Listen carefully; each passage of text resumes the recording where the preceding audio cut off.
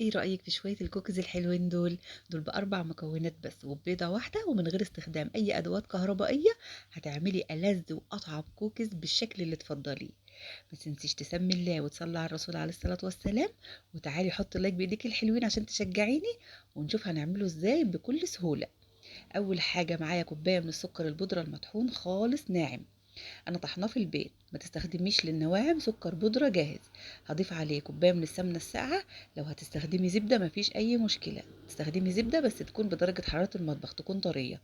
انا عشان ما عنديش زبدة فسقعت كوباية سمنة بتديني برضو نفس النتيجة. بس انا طولت عليها شوية في التلاجة، ما تعملوش زي كده يعني، سيبوها عاير الكوباية وسيبوها في التلاجة ساعة بس. انا عشان اتأخرت في شغل الكوكيز فجمدت مني شوية. عشان كمان ما تتعبكوش في التقليب. السمنة والسكر هقلبهم بالمضرب السلك اليدوي. استخدمي مضرب كهرباء براحتك، استخدمي عجان براحتك. انا هعمله على ايدي علشان يبقى متاح لكل الناس اللي مش عايزه تستخدم ادوات كهربائيه. بعد ما السمنه والسكر يبقوا قوامهم كريمي فاتح جدا، ناعم شبه الكريم شانتيه، هضيف بيضه تكون بدرجه حراره المطبخ وشويه فانيليا. اهم حاجه السمنه والسكر يتضربوا كويس لحد ما يبقى لونهم كريمي فاتح جدا، يبقوا شبه الكريم شانتيه بالظبط. بعد ما اقلب البيضه وتختفي تماما، هنزل بمعلقتين من الزيت ودول اختياري. بس حلوين جدا في الكوكيز، هقولك بيعملوا ايه كمان. بيدوله في كل قطمه كده ترميله الزيت بتبقى حلوه. مش بيبقى دايب كده وخلاص، لا بيبقى فيه ترميله كده حلوه جدا مع كل قطمه. بعد ما الزيت بيختفي بضيف ربع معلقه صغيره من البيكنج باودر. ما تزيديش في كميه البيكنج باودر عشان الكوكيز هيفرش قوي لو زودنا بيكنج باودر، واحنا ضاربين السمنه والسكر مع بعض. عشان كده هيطلع معانا هش. هو السمنه والسكر اللي هتخليه معاكي هش مش مكتوم وناعم ودايب.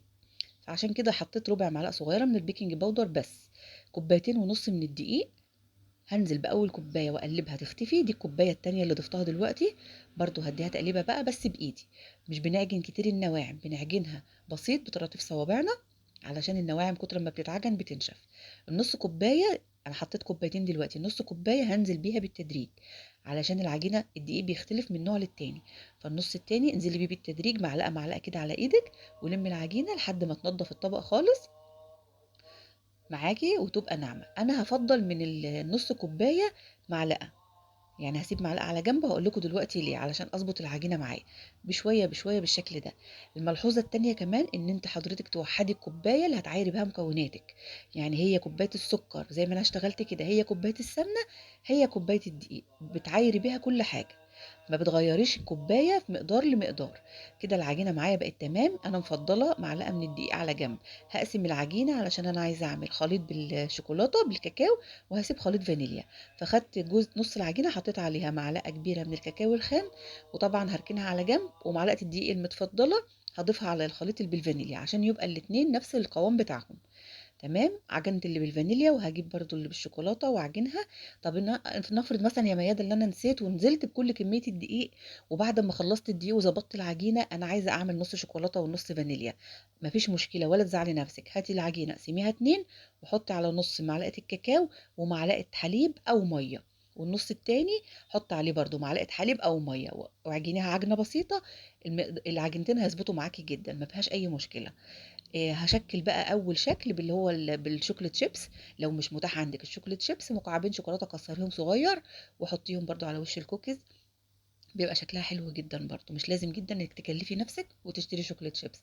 انا هعمل لك النهارده في الفيديو كذا شكل علشان على قد امكانياتك تعملي باذن الله الكوكيز الحلو ده.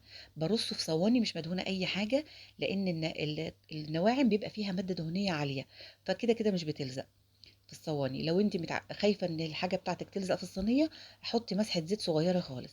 هقولك على كمان ملحوظه علشان الكوكيز بتاعك يطلع يعني ما يدخلش الفرن ويكبر. الفرن بتاعك قبل ما تشتغلي في اي حاجه سخنيه، قبل ما تضربي السمنه والسكر اصلا سخنيه، عشان لازم يدخل على درجة حرارة عالية، ما ينفعش يدخل الفرن هادي. ده سمنة وسكر، أول ما يدخل الفرن هيفرش، وهتلاقي بقى القطع الصغيرة اللي انت عاملاها دي بقت كبيرة جدا. تمام. فانا الصينيه اللي خلصتها دخلتها الفرن، وطبعا الفرن بتاعي كان سخن جدا على الشبكه اللي في النص.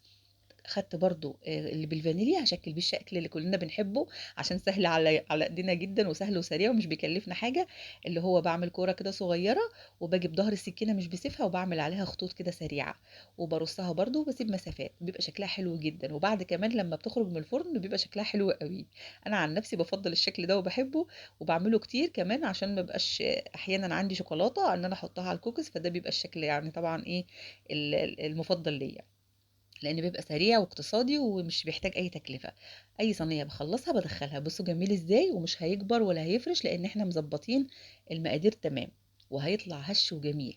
الشكل التاني إن أنا هاجيب كور من اللي بالشوكولاتة وكور من اللي بالفانيليا هاكوّرها صغيّر جدًا، جدًا، على قد ما تقدري صغّريها، لإن إحنا هنستخدم 6 كورات، فعشان لو كبّرتِ الكورة وحطيتِ 6 مع بعض هيبقى حجم الكوكيزاية كبير، فصغّري الكورة جدًا، وحطيت واحدة بالفانيليا على إيدي وواحدة بالشوكولاتة وبالفّهم كده على إيدي لفّة بسيطة أهو، باقرّبهم لبعض الأول بالشكل الموضّح في الفيديو كده، أول ما يبدأوا يلزقوا مع بعض بالفّهم من غير ضغط، بابدأ إن أنا أكوّرها على إيدي من غير ضغط، بيطلع شكل إيه، بسكوت البسكريم، برضه شكل حلو جدًا ويعتبر من الأشكال الاقتصادية، بيقعد في الفرن 20 دقيقة، أول ما بتلاقي كده أخد لون دهبي من تحت ما بنطوّلش عليه عشان ما ينشفش، وتعملي كوكيز هش ومقرمش ودايب دوبان.